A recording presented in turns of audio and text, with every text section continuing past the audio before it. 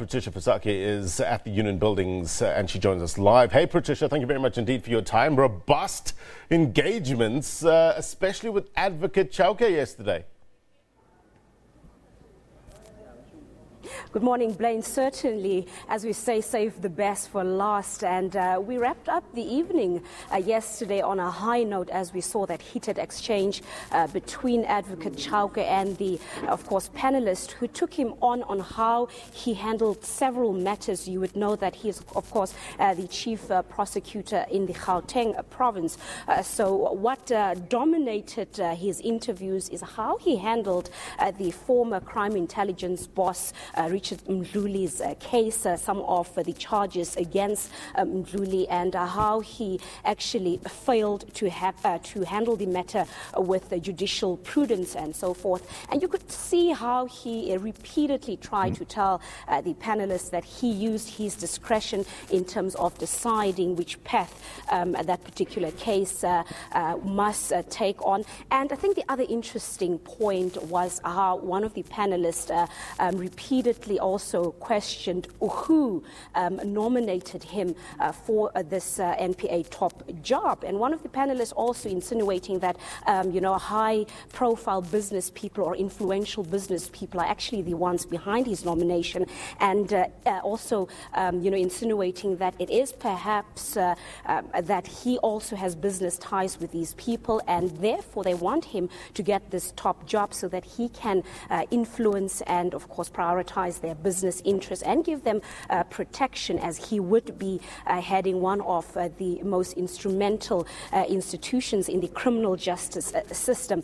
Blaine, that was really something to watch yesterday. As you could see, at some point, as members of the media sitting here, we actually thought that Advocate Chaka was completely going to lose his cool, as the questions came from all sides as the panelists were grilling him over his fitness to hold office and whether he is the right candidate to be leading the NPA. And this, I think, really opened a can of worms with all the allegations leveled against him.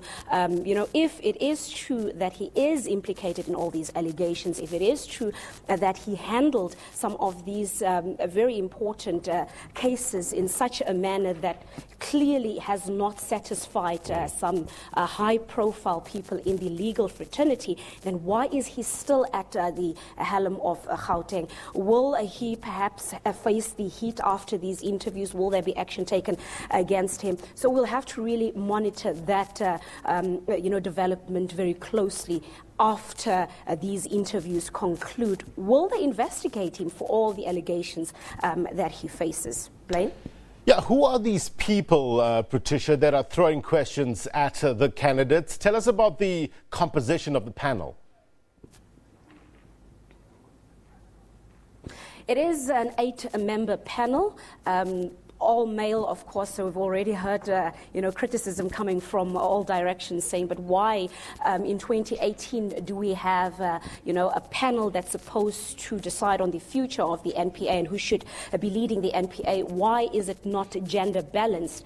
But of course, that is a question I think the president will have to answer if ever we get that opportunity. So it's a mix from various people from the legal fraternity. We've got the Human Rights Commission person here. We've got, of course, the Editor General who's here. You would know Advocate Yap Salia. And then, of course, the panel, as we have already mentioned yesterday, is headed by Energy Minister Jeff Radebe. Already criticism as well.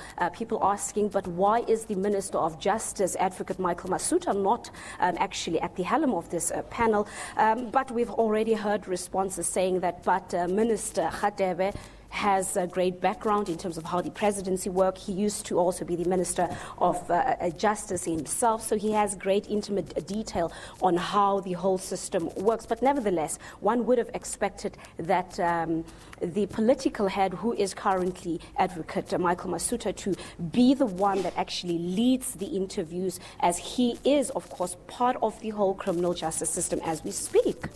Yeah, what about the gender balance among the candidates? Is that a talking point? Amongst the candidates, I must say, it was actually very interesting. It was a 50-50 split, 6 women, 6 men. Of course, right now we're sitting with 5 women and the 6 men remain. 5 women after, of course, the DAMP, who's also a former prosecutor, Glenys Breitenbach, withdrew her a nominee, so she's off the list. So, as I said, 5 women, 6 men. So it was really split in the middle. But I think the concern remains why only an all-male panel. But the candidates, I think, great job. One would say it is, well-balanced, equality right there. Look, it was day 1 yesterday. We got 2 more to go. Are you getting a sense from the folks that you are talking to there that this transparent process actually enriches the appointment process and I guess goes a long way in the public having confidence in the NPA head? Blaine, if you think about it, previously, the public, the media's involvement was never really considered when it came to the appointment of who should lead the NPA. And, after that, we'd hear a lot of explosive information coming out about the controversies linked to the people appointed in this very strategic position. Menzi Simelane was one of them.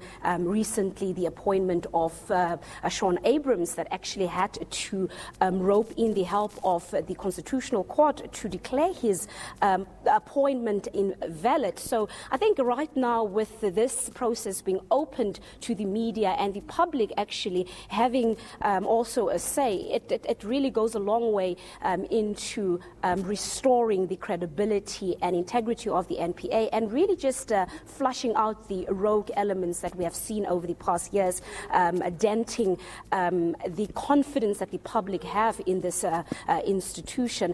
So yes, I think answering that question, it is perhaps the first step to involve the whole society, because this is an organization that is supposed to put the interests of the public first. It just makes sense that you have transparency. It just makes sense that the public also have a say. I mean, just take a whole interview with Advocate Chaka yesterday. Already, with all the questions that came out and all the discrepancies that were laid bare, you have to ask yourself, is that the right person to lead the NPA when he already has a dark cloud hanging around him?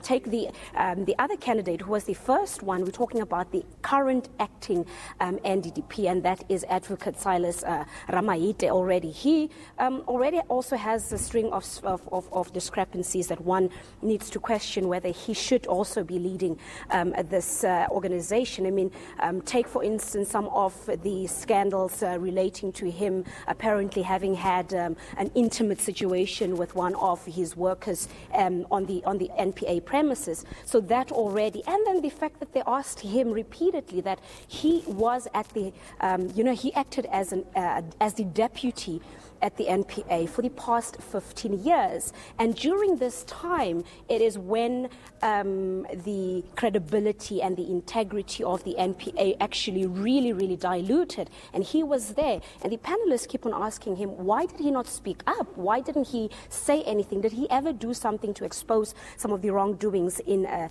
NPA? And I think the other important question is, acting for 15 years, why was he never considered for the top job in the past 15 years? So already there, you can already narrow down who should and who should not be, because the information is out there for everybody to use their discretion, and for the public immediately to cry foul or to say, but they're not happy with this candidate or they prefer this candidate. And the person who perhaps came out very strong yesterday amongst those 5 is Advocate Makari. She was the only female who, of course, came forth, but she seemed to have been the person that really gave a very strong a view of how she believes the NPA should be run, who should be running, what type of character is needed to restore the credibility and integrity of the NPA, and really claim back the confidence of the public in the institution. Extremely interesting viewing yesterday. What can we expect today? Who's on the hot seat? Well, today we expect 4 candidates to be interviewed. Of course, it was supposed to be 5. Glenys Breitenbach is off the list, so it's narrowed down to 4. Some of the interesting names that we're looking forward to is, of course, the NPA head in KZN, and that is Moiponi Noko. And then another famous name is Andrea Johnson. You would know her. She worked very closely with Advocate Gerry Nel on the Oscar Pistorius case and other high-profile cases, of course. So 4 candidates will be facing the grill from the panelists here. They'll be in the hot seat, and of course, we don't know how it will go. We expect them also to be fired with questions, and then we'll also see perhaps what scandals are exposed, if there are any. The person to watch closely is perhaps Moiponi Noko. Already there are some controversies around her appointment as well, and whether she is a perfect candidate for this job. So we expect her to come under fire. We'll see how it goes. But another interesting day ahead for us as the 4 candidates will be taking to the hot seat. Definitely, we'll be keeping our eyes close to the ground, our ears close to the ground. I know you have your finger on the pulse there in Pretoria. Thank you very much indeed for your reporting there. The NPA head is definitely an integral part, you know, for the criminal justice system. So this being scrutinized, this process being scrutinized is definitely important. Absolutely, especially with the inclusion of the public. Yeah. Yeah. Now, for my GCIS head, Mzwanele Manye.